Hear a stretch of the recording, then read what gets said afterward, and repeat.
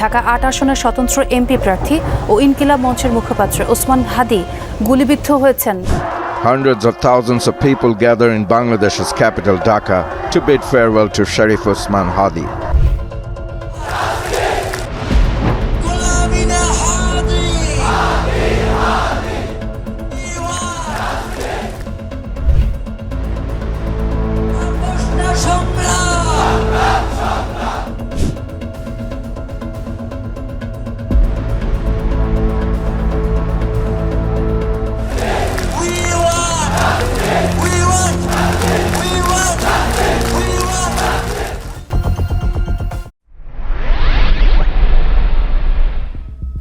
আজকের video thumbnail দেখে অবশ্যই হয়তো বুঝতে পেরেছেন আজকে কোন টপিকের উপর ভিডিও হতে যাচ্ছে।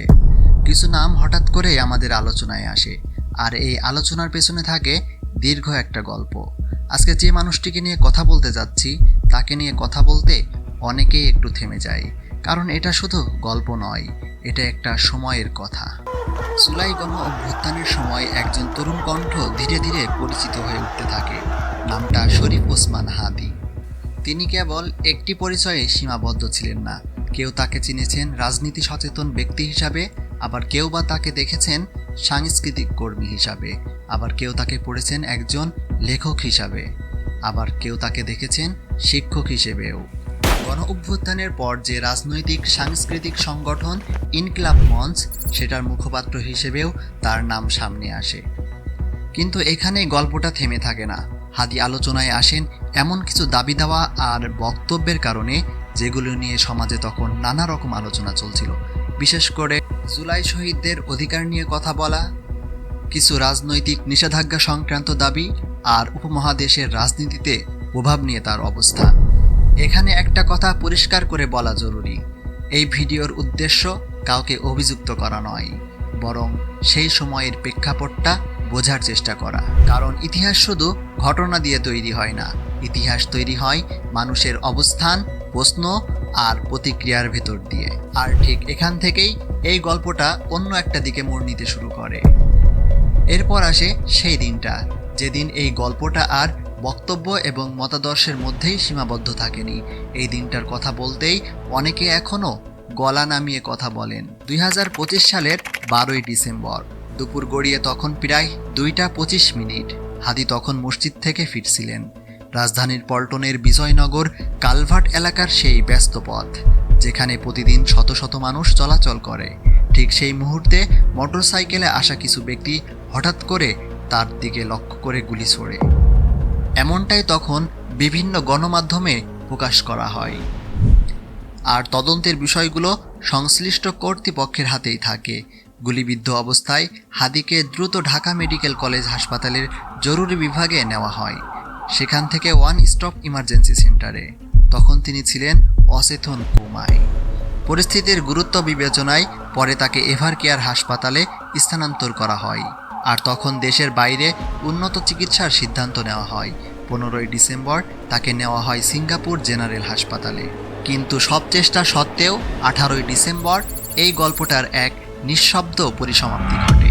হাদীর এই আকস্মিক প্রয়াণ দেশ জুড়ে তৈরি করে এক অদ্ভুত শূন্যতা, আবেগ, প্রশ্ন আর চাপা ক্ষোভে ভরা এক পরিবেশ।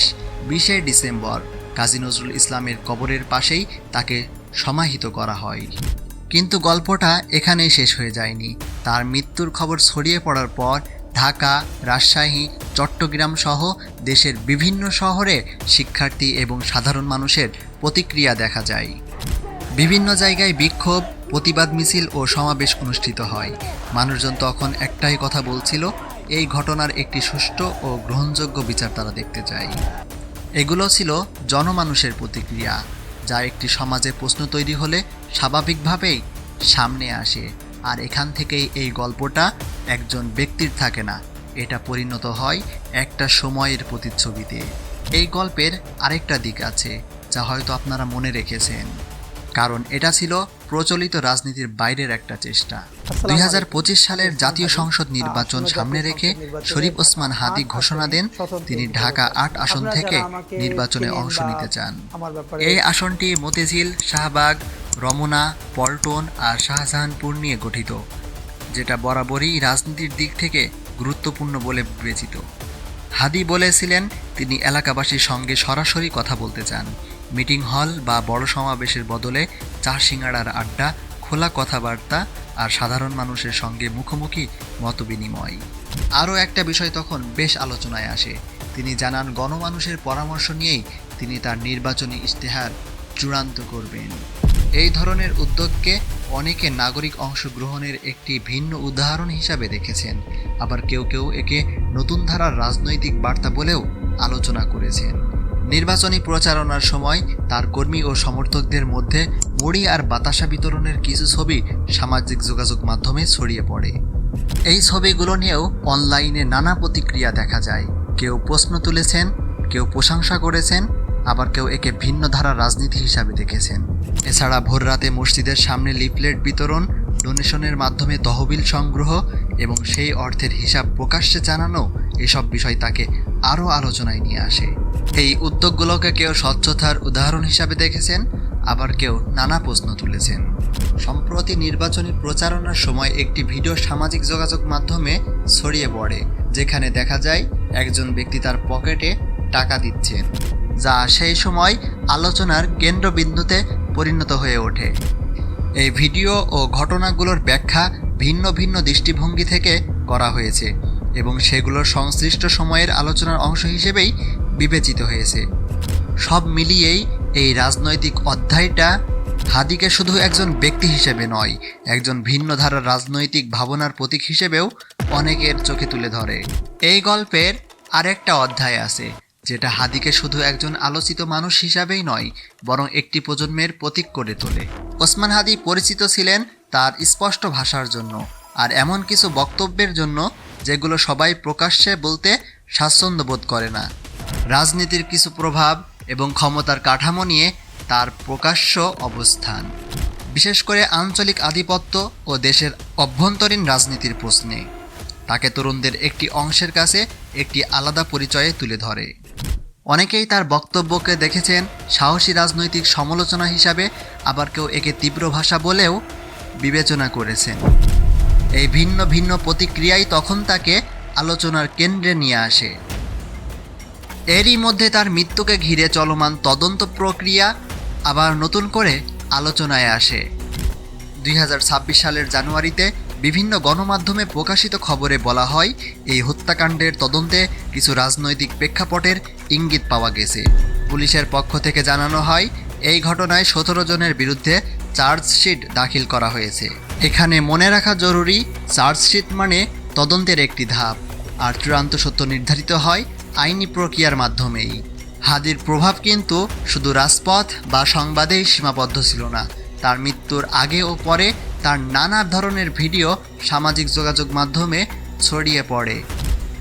এর মধ্যে একটি পুরনো ভিডিও বিশেষভাবে মানুষের মনে দাগ কাটে, যেখানে তিনি বলেছিলেন হাসতে হাসতে শহীদ হতে চাই। একটা তুমুল মিছিল হচ্ছে অন্যায়ের বিরুদ্ধে, সেই মিছিলের সামনে আমি আছি, কোনো একটা বুলেট এসে আমার বুকটা হয়তো বিদ্ধ করে দিয়েছে এবং সেই মিছিলে আমি হাসতে হাসতে আমি শহীদ হয়ে গেছি। একটি বাক্য যা পরে অনেকের কাছে অদ্ভুতভাবে বাস্তব মনে হয়। এই কথাগুলো তার মৃত্যুর পর মানুষকে আরও বেশি নাড়া দেয়, কারণ তখন এটি আর শুধু কথা ছিল না, এটি হয়ে ওঠে একটি স্মৃতি। বর্তমানে তার হত্যাকাণ্ডের ন্যায় বিচারের দাবিতে বিভিন্ন কর্মসূচি চলতে দেখা যাচ্ছে। তার সঙ্গে যুক্ত সংগঠন ইনকিলাব মঞ্চ এবং সাধারণ ছাত্র জনতার একটি অংশ বিভিন্ন শান্তিপূর্ণ কর্মসূচির মাধ্যমে তাদের দাবি তুলে ধরছে। এই কারণেই ওসমান হাদির নাম আজও থেমে নেই আলোচনায়। কেউ তাকে মনে রাখছে একজন সাহসী কণ্ঠ হিসাবে, কেউ একজন প্রশ্ন ছুড়ে দেওয়া মানুষ হিসেবে, আবার কেউ একটি অসমাপ্ত গল্প হিসেবে। আর হয়তো এখানেই এই গল্পটা শেষ নয়, বরং এখান থেকেই অনেকে প্রশ্ন তুলে ধরে। কারণ এখানে আর আবেগ নয়, এখানে আসে তদন্ত, তথ্য আর আইনের ভাষা। পুলিশের পক্ষ থেকে বলা হয়, এই ঘটনায় সন্দেহভাজন হিসেবে ফয়সাল করিম মাসুদ এবং আলমগীর শেখ, এই দুজনকে চিহ্নিত করা হয়েছে। পুলিশের ভাষ্য অনুযায়ী তারা দুজনেই তৎকালীন সময়ে একটি রাজনৈতিক সংগঠনের সঙ্গে সক্রিয়ভাবে যুক্ত ছিলেন, যা তদন্তের অংশ হিসেবেই উল্লেখ করা হয়।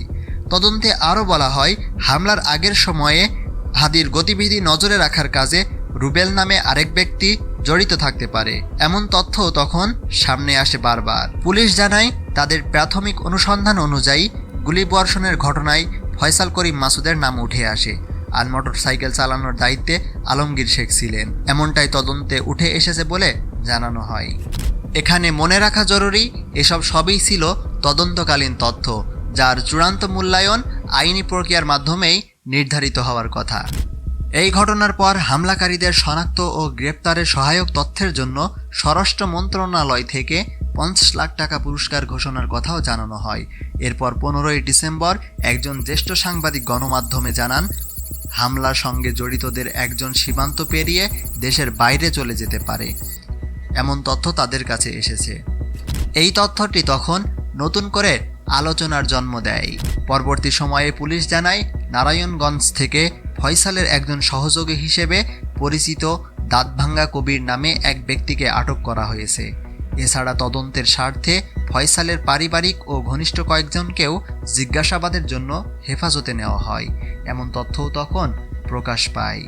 এই সব কিছুই ছিল একটি চলমান তদন্তের অংশ, আর এখানে প্রশ্ন ছিল অনেক, আর উত্তর খোঁজার দায়িত্ব শুধু আইনের হাতেই ছিল।